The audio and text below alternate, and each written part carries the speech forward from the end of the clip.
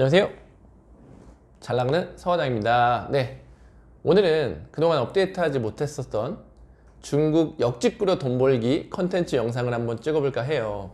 제 마지막 영상이 중국의 물건을 팔고 싶어하는 그런 업체들을 위탁으로 뚫는 거였는데, 그 중에 몇 업체를 뚫었는데 본격적으로 진행하고 있는 업체는 화장품 업체예요. 화장품 업체랑 지금까지도 역직구를 진행하고 있는데, 그동안 제가 겪었던 에피소드들과 그리고 공부했던 것에 대해 말씀을 한번 드려볼까 해요. 이 역직구 컨텐츠를 시작할 때 목적이 두 가지였어요. 우리가 중국에서 물건을 사와서 국내로 구매 대행하는 것처럼 국내에 있는 물건을 중국으로 역으로 구매 대행을 해보자. 이렇게도 되니까 저렇게도 되지 않을까, 이런 좀 단순한 생각으로 시작했고, 또 그렇게 하기 위해서 뭔가 우리가 찾아야 될 게 중국의 어떤 사이트에 제품을 올리기도 해야 되고, 그리고 CS도 해줄 누군가가 필요하고, 그 사이트 관리도 해야 되고, 가장 중요한 건 한국에서 중국으로 물건을 보낼 때 그것도 찾기 어렵잖아요, 그런 업체들도. 그래서 이런 역직구 방법도 알려주고, 더 나아가서는 제가 역직구 플랫폼을 만들고 싶어서 이런 영상을 찍기 시작했어요.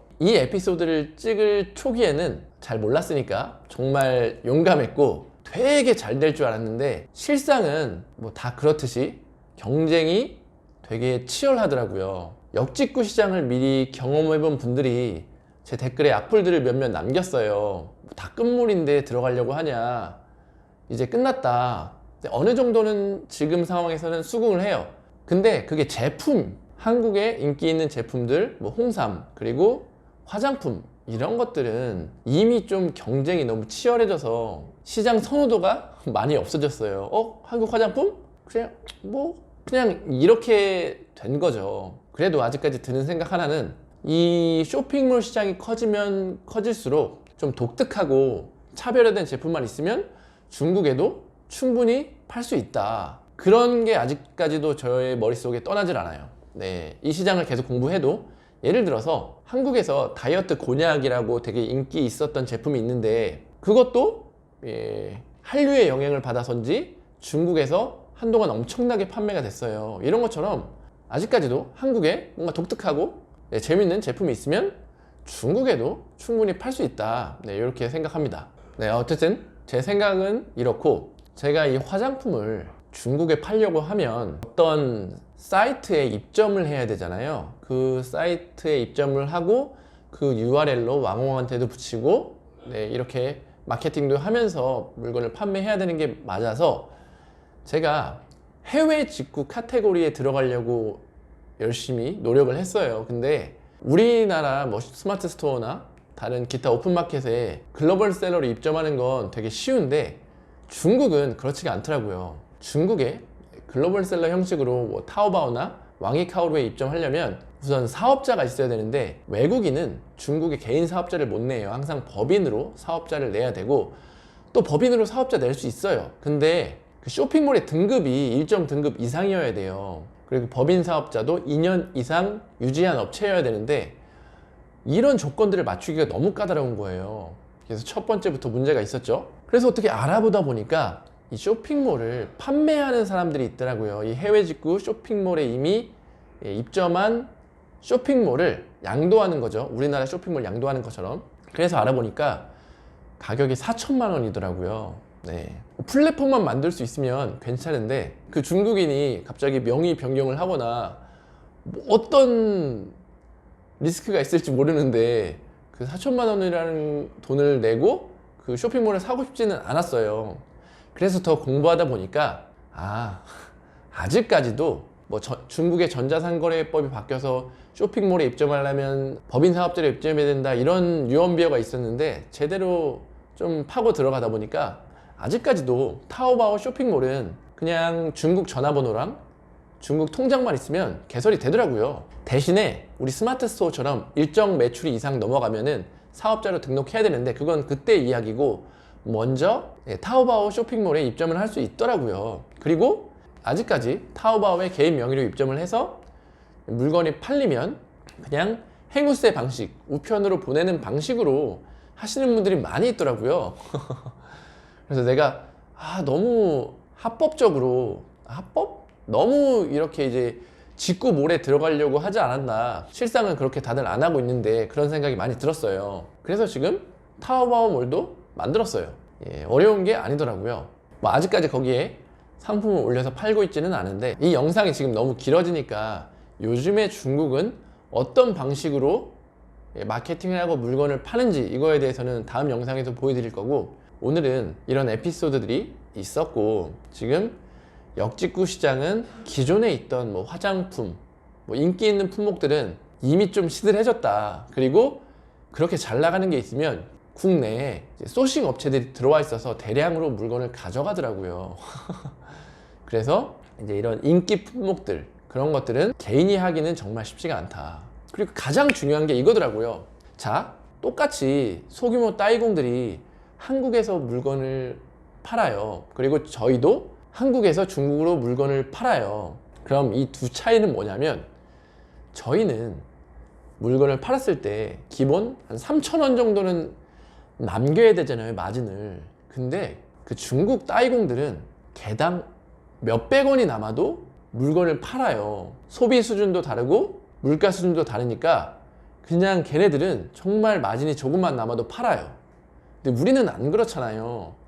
이 인식의 차이가 되게 가격 경쟁력을 따라가기가 힘들어요. 네. 그래서 마케팅을 정말 잘해야 되는데, 그러려면 또 자본이 들어가잖아요. 그런 게 현실이더라고요. 그래도 아직까지 뭐 동대문 쇼핑몰 하나를 잡아가지고 거기서 이제 위탁으로 타오바오몰에 제품을 올리고 판매가 되면 그날 물건을 사서 행우세 방식으로 물건을 보내면서 판매하는 분도 많은데, 이것도 중국의 의류 시장이 점점 활성화가 되고 품질이 좋아지면서 매출이 조금씩 줄어들고 있다고 해요. 그래도 분명히 역직구로 돈을 벌고 있는 사람들은 있으니까 어떻게 하는지는 알아놓고 뭔가 뜰만한 제품이 있으면 그때 시도해보는 건 저는 좋다고 생각하고, 그래서 아직까지 희망의 끈을 놓지 않고 제가 계속 공부해 나가고 있고, 그 공부한 것들, 이 행우세와 콰징 방식에 대해서 제가 더 공부한 것들이 있으니까 마지막으로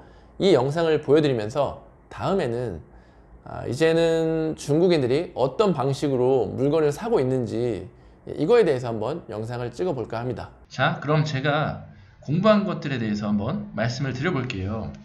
중국 역직구는 지금 두 가지 방식으로 진행되고 있어요. 먼저 행우세 방식, 예전에도 설명드렸는데 제가 더 자세하게 실제 어떻게 적용되는지 말씀을 드리는 거예요.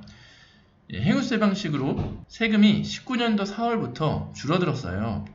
예를 들어 15%에서 13%로 줄어들었고 25%에서 20%, 그리고 50%는 유지됐는데, 이 행우세 방식의 특징은 관세를 부과했을 때 그 관세가 50위안 미치면 면제를 해줘요.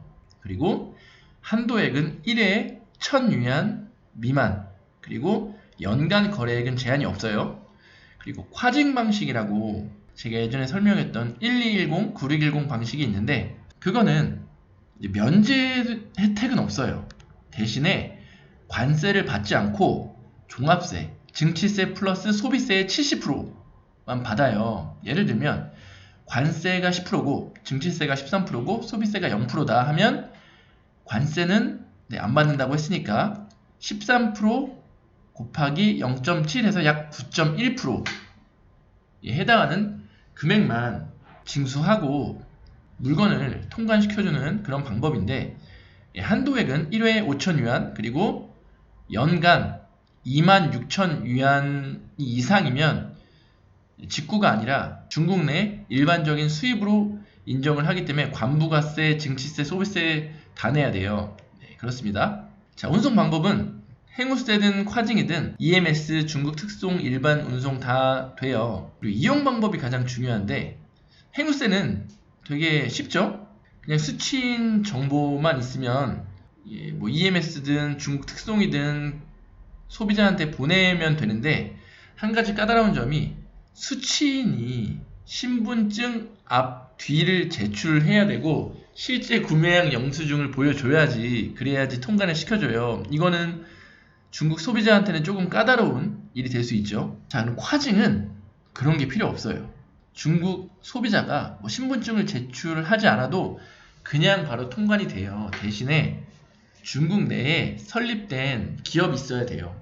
그러면 법인 기업이겠죠. 그리고 직구로 이跨境 방식으로 수입할 수 있는 제품 리스트가 따로 있어요. 그리고 좀 어려워요. 이런 뭐 세금도 할인해주고 통관도 밑에 보시면跨境 통관장이라고 따로 이용해서 통관 속도도 빠르거든요. 대신에 이 물품들을 등록을 해야 돼요. 중국 해관에 뭐 기업도 등록해야 되고跨境 시스템 연동도 해야 되고 상품 등록도 해야 되고 뭐 피지 연동도 해야 되고 통관사 연동도 다 해야 되는데 이것만 끝마치면 국내에 물류 창고를 두고 제품이 나가면 바로바로 소비자한테 보낼 수 있는 그런 방식이고, 또 잘 나가는 게 있으면 배송 속도를 빠르게 하기 위해서 중국 보세 창고에 놓고 바로 팔리면 중국 소비자한테 보내는 이런 방식이 이제 뜨고 있죠.